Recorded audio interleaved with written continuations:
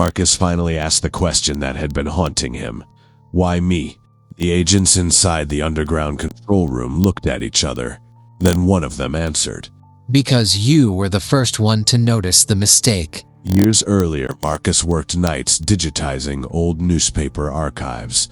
Thousands of articles every week. Most people would skim them. Marcus didn't.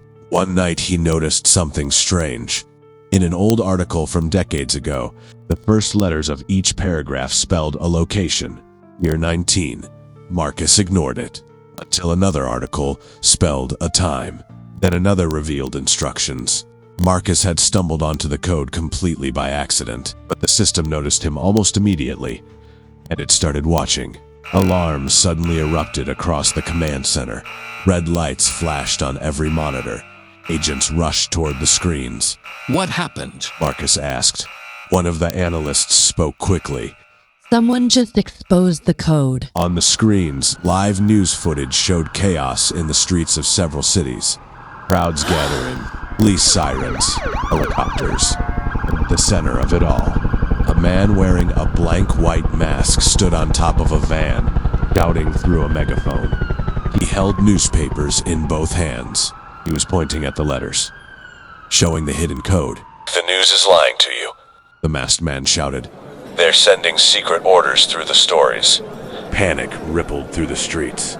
People began tearing newspapers apart looking for the code. One of the agents turned to Marcus. He calls himself the editor. He's a whistleblower. Where is this happening? Marcus asked. Everywhere. Monitors showed multiple cities erupting into confusion. But two feeds were different. Tokyo, London. Two individuals in those cities had already decoded the message the masked man revealed. They weren't panicking. They were analyzing. The Tokyo feed zoomed in on a quiet man sitting in a cramped apartment surrounded by financial newspapers. His name was Kenji Sato, a former market analyst who once predicted a stock crash weeks before it happened. Kenji had discovered that certain financial articles contained coded signals about upcoming market disruptions. He had been tracking them for years. Now he finally knew why they existed. The London feed showed a woman moving quickly through a crowded underground station. Her name was Amelia Cross, a journalist who once investigated missing cargo shipments across Europe. He had noticed the same strange letter. Patterns in maritime articles, locations, times, transfers. She knew they weren't accidents. She had been hunting the code ever since. Back in the command center, Marcus stared at the screens. So they found it too. The agent nodded, which means the system is about to react.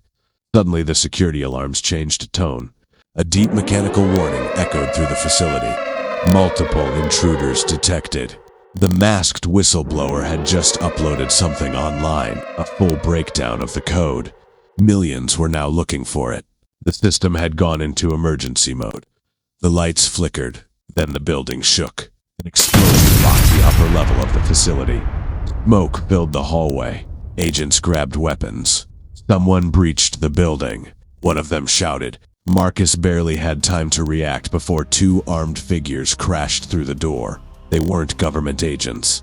They were mercenaries, hired to silence the organization. One of them lunged at Marcus. Marcus dodged as the man swung at him. They crashed into a table covered with newspapers. Clippings scattered everywhere. Marcus grabbed a metal lamp and swung it.